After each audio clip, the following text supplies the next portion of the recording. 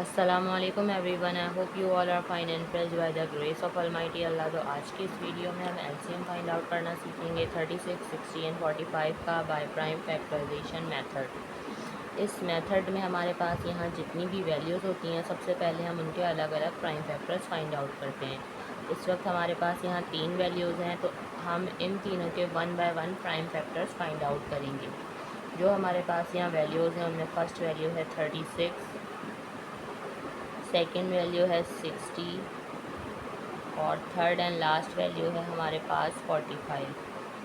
अब यहाँ मैं आपको बताती चलूँ कि जब भी हम किसी वैल्यू के प्राइम फैक्टर्स फाइंड आउट करते हैं तो उसका मतलब होता है कि उस वैल्यू को हमें कम्प्लीटली डिवाइड करना होता है जब तक कि हमारे पास 1 ना आ जाए। और डिवाइड किससे करना होता है? डिवाइड हमें करना होता है प्राइम नंबर से।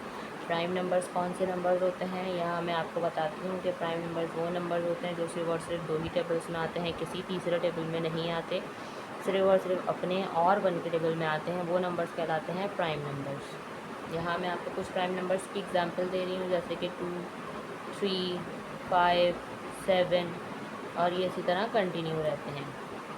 इनमें से भी जो स्मॉलेस्ट प्राइम नंबर है हमें वहाँ से स्टार्ट लेना होता है। स्मॉलेस्ट प्राइम नंबर 2 है और 2 का डिविजिबिलिटी रूल है कि अगर किसी वैल्यू के लास्ट में इवन नंबर या फिर 0 हो तो वो वैल्यू 2 से कम्प्लीटली डिवाइड हो सकती है।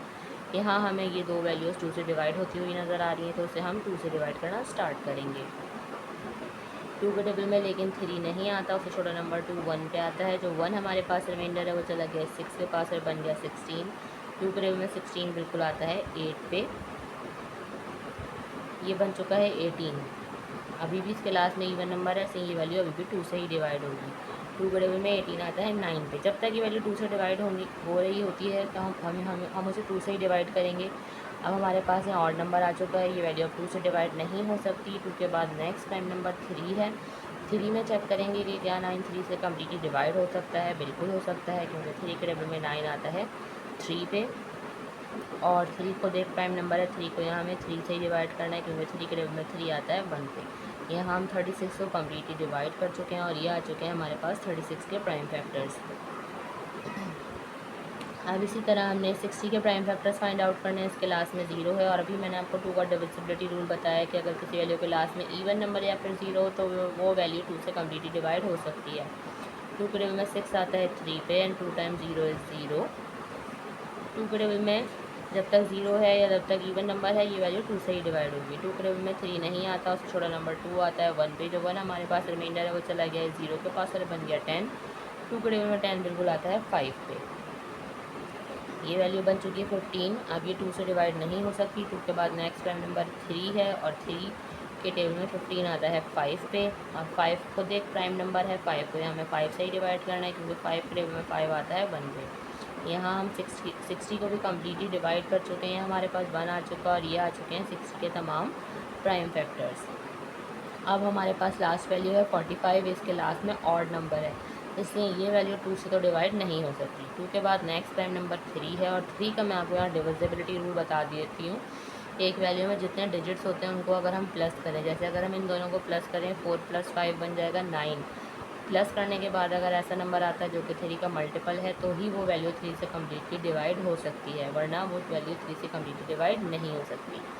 जब हमने इन दोनों को प्लस किया हमारे पास आंसर आया 9। 9 बिल्कुल 3 का मल्टीपल है, यानी कि ये वैल्यू 2 से नहीं बल्कि 3 से डिवाइड होना स्टार्ट होगी।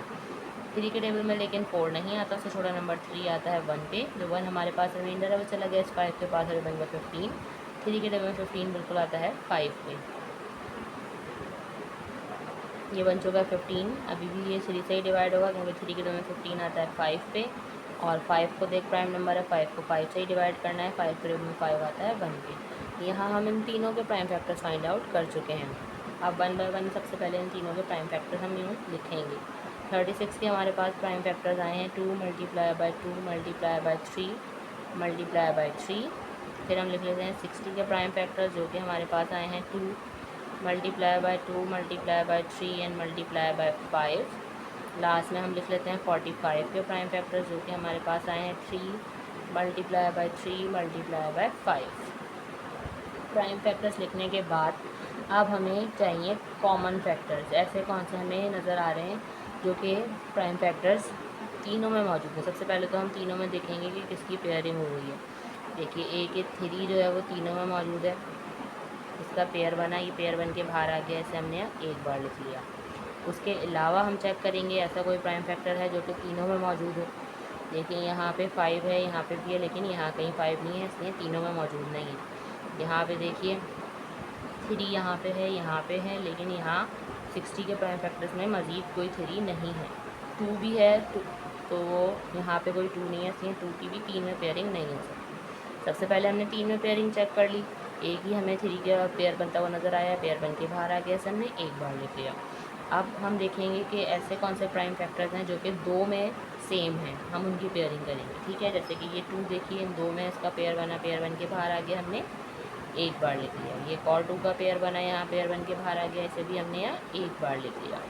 उसके अलावा ये एक 3 का पेयर बना, एक 3 ये रहा और एक 3 ये रहा। ठीक है, इसका पेयर बना, पेयर बन के बाहर आ गया, इसे भी हमने एक बार लिख लिया। उसके अलावा हमें यहाँ ये 5 का भी पेयर बनता हुआ नज़र आ रहा है, इसका पेयर बना और इसे भी हमने यहाँ एक बार लिख लिया। उसके अलावा अब ये सारे जो प्राइम फैक्टर सबकी पेयरिंग हो गई है, रिमेनिंग फैक्टर कोई भी नहीं है यहाँ पे। अब एलसीएम फाइंड आउट करने के लिए तमाम जो हमारे पास ये आए हैं प्राइम फैक्टर्स, इनको हम कर देंगे मल्टीप्लाई, तो हमें पता चल जाएगा लीस्ट कॉमन मल्टीपल 36, 60 एंड 45 का। तो जल्दी से हम इनको मल्टीप्लाई करते हैं। 3 time 2 is 6, 6 time 2 is 12, 12 time 3 is 36, और 36 को हमें मल्टीप्लाई करना है यहाँ 5 से, वो हम रफ वर्क में कर लेते हैं। 36 को जब हम 5 से मल्टीप्लाई करेंगे, 5 टाइम 6 इज़ 30 का 0, 3 carry, 5 time 3 is 15 plus 3 18। Means हमारे पास ये हमारा लीस्ट कॉमन मल्टीपल जो है वो आ चुका है, और वो है 180। देखा आपने कितनी जल्दी बाय प्राइम फैक्टराइजेशन मेथड को फॉलो करते हुए हमने एलसीएम फाइंड आउट करना सीख लिया है। आई होप कि वीडियो आपको अच्छे से समझ आई है। अगर वीडियो आपको पसंद आई है तो इसे लाइक और शेयर ज़रूर करें, और मेरे चैनल को भी सब्सक्राइब करें। इंशाल्लाह बहुत जल्द मिलती है आपसे अपनी नेक्स्ट वीडियो में। अपना बहुत ख्याल रखिएगा। अल्लाह हाफ़िज़।